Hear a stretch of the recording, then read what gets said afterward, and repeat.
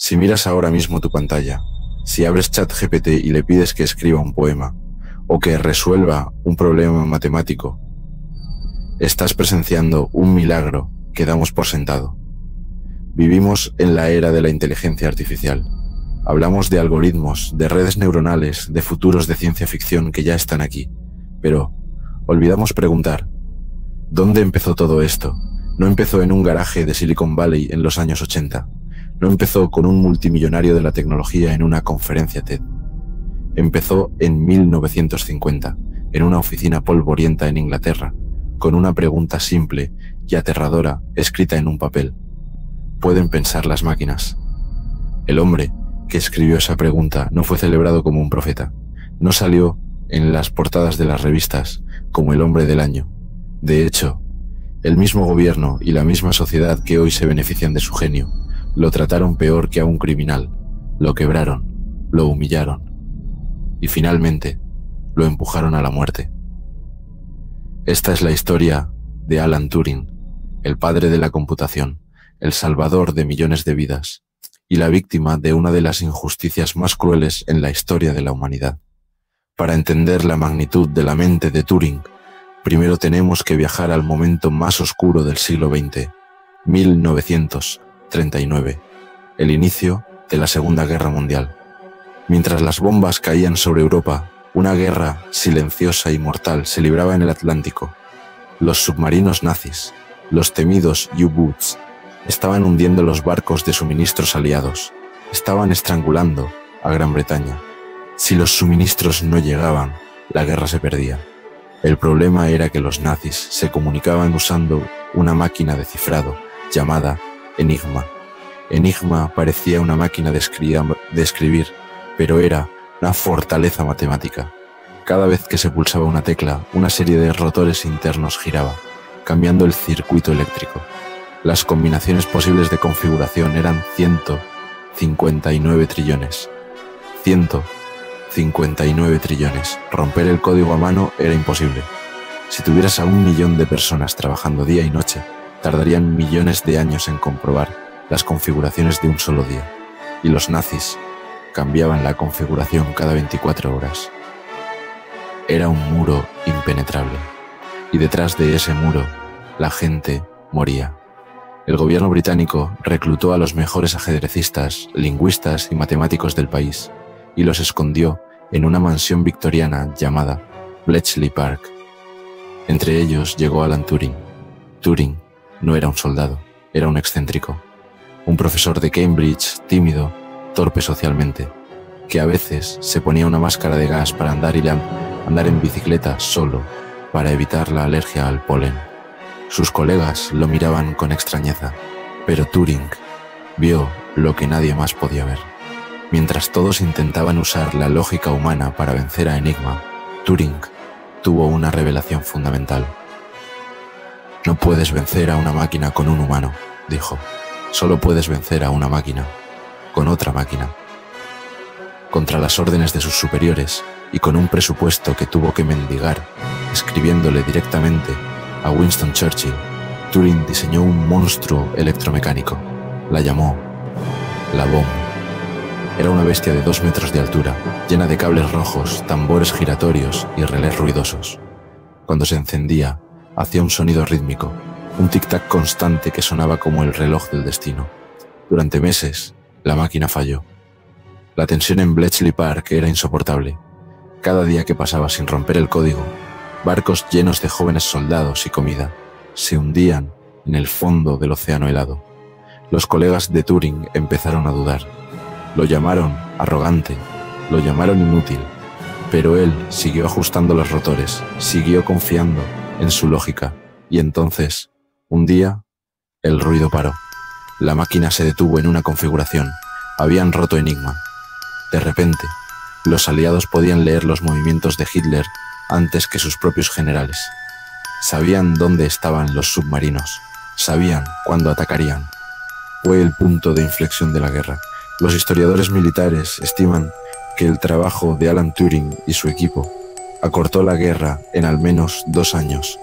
Calculan que salvó a 14 millones de personas, 14 millones de vidas, padres, hijos, hermanos, que volvieron a casa gracias a la mente de un matemático que trabajaba en la sombra. Pero cuando la guerra terminó, no hubo desfiles para Alan Turing. Su trabajo fue clasificado como ultra secreto. Nadie podía saber lo que había hecho. Las máquinas bombe fueron desmanteladas, reducidas a chatarra. Turing volvió a su vida civil como si nada hubiera pasado. Y aquí es donde la historia debería haber terminado con un retiro tranquilo. Pero la mente de Turing no descansaba. Habiendo derrotado a la máquina mecánica, empezó a soñar con la máquina digital. En su mente concibió algo que no existía: una máquina universal.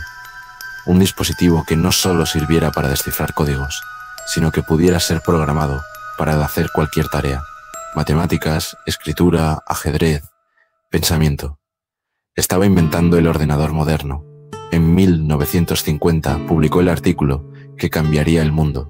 Propuso el juego de imitación, lo que hoy llamamos el test de Turing. Planteó la idea radical de que, si una máquina podía conversar de tal manera que no pudieras distinguirla de un humano, entonces esa máquina estaba pensando. Ese es el abuelo directo de la inteligencia artificial que usas hoy. Alan Turing vio el futuro con 70 años de antelación, pero el futuro no fue amable con él.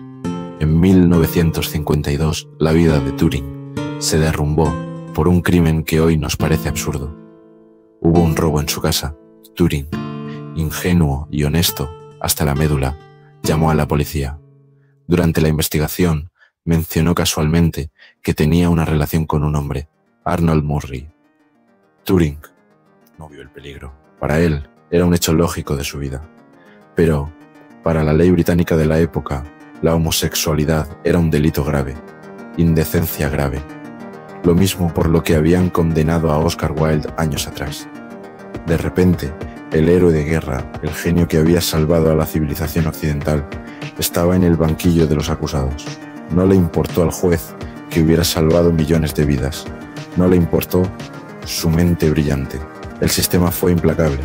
Le dieron dos opciones: prisión o libertad condicional bajo una condición médica experimental, la castración química. Turing, aterrorizado de que en prisión no pudiera seguir trabajando en sus matemáticas, eligió la castración química. Durante un año, el gobierno británico inyectó estrógenos sintéticos en el cuerpo del hombre que los había salvado. El tratamiento fue brutal. Lo dejó impotente. Le causó el crecimiento de senos. Su cuerpo de corredor de maratón se volvió lento y pesado. Su mente, esa mente cristalina y perfecta, se sumió en una niebla de depresión y desesperación. Lo vigilaron como a un espía. Le quitaron sus autorizaciones de seguridad. Lo aislaron de la comunidad científica. Lo trataron como a un pervertido peligroso. El 7 de junio de 1954, Alan Turing decidió que ya no podía resolver más este problema imposible. Fue encontrado en su cama por su ama de llaves.